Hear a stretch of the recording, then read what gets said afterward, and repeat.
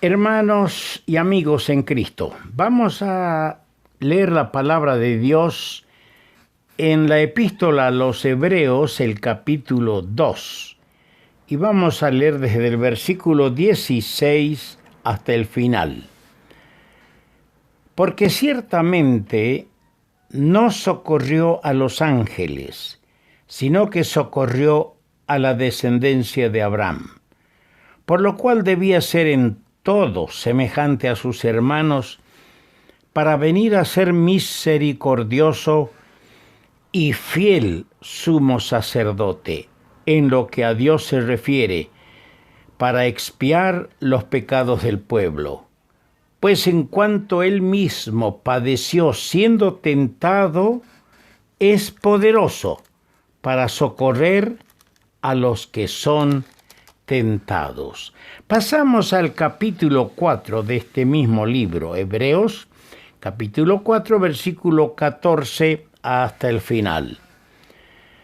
Por tanto, teniendo un gran sumo sacerdote que traspasó los cielos, Jesús el Hijo de Dios, retengamos nuestra profesión, porque no tenemos un sumo sacerdote que no pueda compadecerse de nuestras debilidades, sino uno que tentado en todo según nuestra semejanza, pero sin pecado. Acerquémonos, pues, confiadamente al trono de la gracia, para alcanzar misericordia y hallar gracia para el oportuno socorro. El Señor añada su bendición. En esta misma epístola a los Hebreos, leemos en el capítulo 2, el versículo 11, dice así: porque el que santifica y los que son santificados, de uno son todos, por lo cual no se avergüenza de llamarlos hermanos, diciendo: anunciaré a mis hermanos tu nombre, en medio de la congregación te alabaré. Qué cosa más hermosa cuando nos detenemos a reflexionar y analizar concienzudamente cada frase que encontramos en las Escrituras.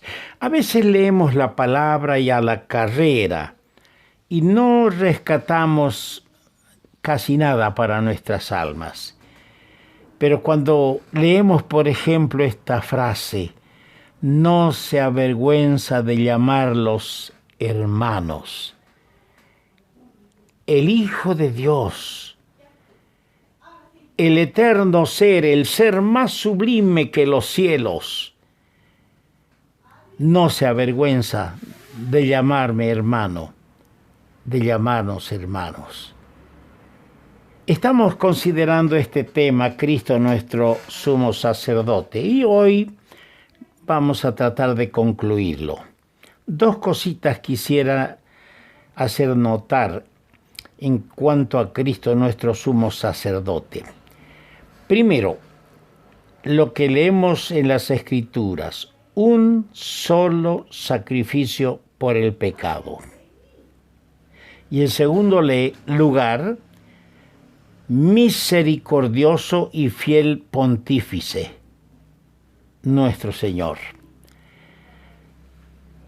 Dice en Hebreos, el capítulo 10, el versículo 12, estas palabras: pero Cristo, habiendo ofrecido una vez para siempre, escuche bien, una vez para siempre, un solo sacrificio por los pecados, se ha sentado a la diestra de Dios.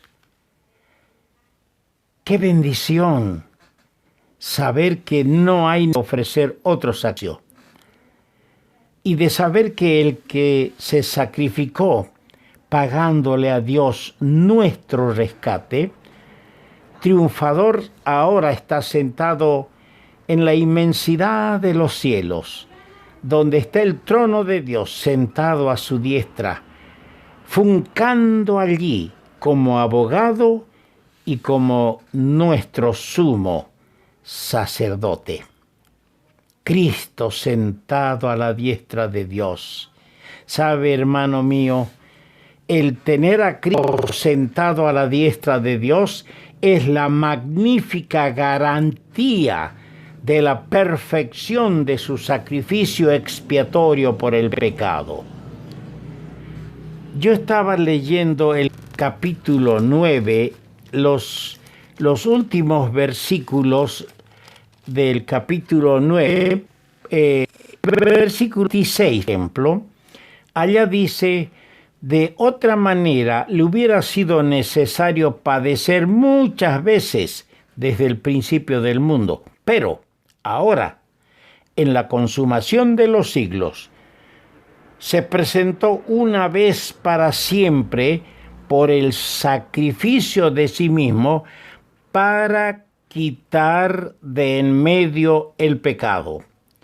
Subrayo esta expresión: para quitar de en medio el pecado. Y ahora paso al versículo 28 de este capítulo 9. Así también Cristo fue ofrecido una sola vez para llevar los pecados de muchos. Para llevar los pecados de muchos. Primero hemos leído para quitar de en medio, para quitar de en medio el pecado. Y aquí dice para llevar los pecados de muchos. Se nos habla bien claro: quitar de en medio el pecado y llevar los pecados. ¿Cómo? Por su solo sacrificio en el madero. Toda pretensión, porque las hay, pretensiones de ofrecer otro sacrificio por el pecado. Hay sectas, hay religiones con el nombre de cristianas que pretenden sacrificar a Cristo cada vez, mientras la Escritura dice: con un solo sacrificio hizo perfectos para siempre a los santificados. ¡Qué pretensiones perversas y malvadas! Es una abierta blasfemia el querer repetir el sacrificio de Cristo, pues el querer hacerlo es negar la perfecta eficacia de su muerte por el pecado. Es cosa terrible, amigo, creyente en Cristo. Es cosa terrible querer colgar de nuevo en el madero para sí mismos al Hijo de Dios, exponiéndole a vituperio. ¿Qué es vituperio? Afrenta, deshonra, injuria, ofensa, oprobio. Todas esas cosas están incluidas en esta frase que quieren hacer algunos. Al querer volver a colgar en el madero a Cristo es exponerle a afrenta y a deshonra. En segundo lugar, tenemos que resaltar que el Señor, nuestro sumo sacerdote, es misericordioso y fiel pontífice. Debía ser en todo semejante a sus hermanos. Eso hemos leído en el capítulo 2, el versículo 18. El capítulo 2, versículo 17 más bien. Por lo cual debía ser en todo semejante a sus hermanos. Vamos a decir, en cuanto a que Él es misericordioso, algunas cosas importantes. Es misericordioso, pues habiendo padecido él mismo, siendo tentado, puede simpatizar con los que son tentados. Él ha sido tentado en todo, pero sin pecado, no cayó en el pecado. Y nosotros somos tentados, y el Señor tiene simpatía, porque Él fue tentado, y por eso está presto a socorrernos. Por eso tiene abiertas las puertas del cielo el día y la noche, las 24 horas, para que nos acerquemos confiadamente al trono de la gracia, para alcanzar en el oportuno momento el socorro necesario. Es interesante saber que nuestro Señor simpatiza con los que son tentados. Él nos conoce perfectamente y puede condolerse de nuestras aflicciones, pero también, en segundo lugar, es fiel. Combina con su simpatía la potencia de su deidad. Él es fiel. Y hemos leído que Él es Jesús, el Hijo de Dios. Doble título de su humanidad y de su deidad.